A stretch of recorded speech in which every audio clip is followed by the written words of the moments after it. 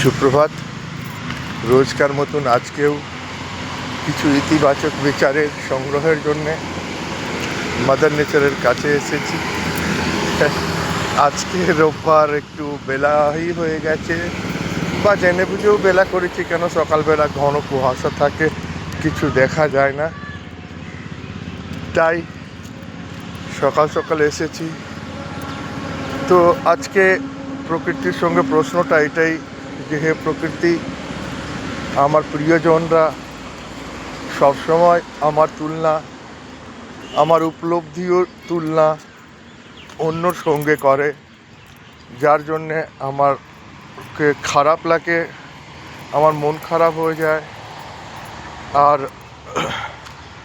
প্রায় সবসময়ই তাদের সঙ্গে আমার কথা কাটাকাটি, ঝগড়া, অশান্তি সৃষ্টি হয়, যেটাকে আমাকে একদমই ভালো লাগে না। আপনি আমার মার্গদর্শন করুন যে আমি এই পরিস্থিতিতে কী করে করতে পারি।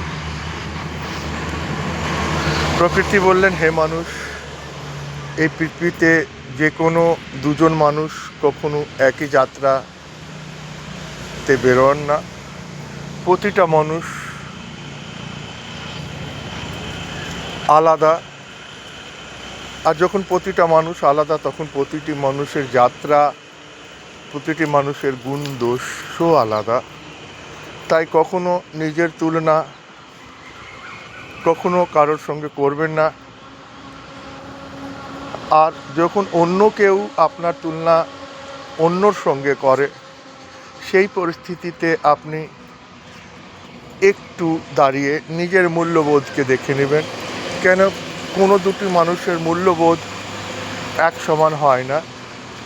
আপনি আপনার মূল্যবোধ, আপনার লক্ষ্য, আপনার গন্তব্য নিয়ে এগিয়ে যাচ্ছেন, অন্যরা তাদের মূল্যবোধ, তাদের লক্ষ্য নিয়ে এগিয়ে যাচ্ছে।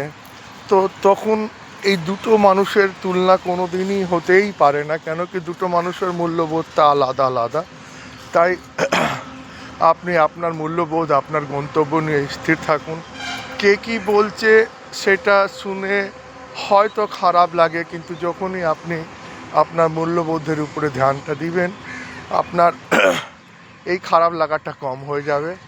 তাই কে কী বললো, কে কী ভাবলো, সেটা ছেড়ে আপনি আপনার মূল্যবোধটাকে নিয়ে আপনার গন্তব্যের দিকে এগিয়ে যান। আর এক না একদিন আপনি তার সাহায্য নিজের গন্তব্যকে প্রাপ্ত করবেন। রোজ এইভাবে ইতিবাচক বিচারের জন্য চ্যানেলকে লাইক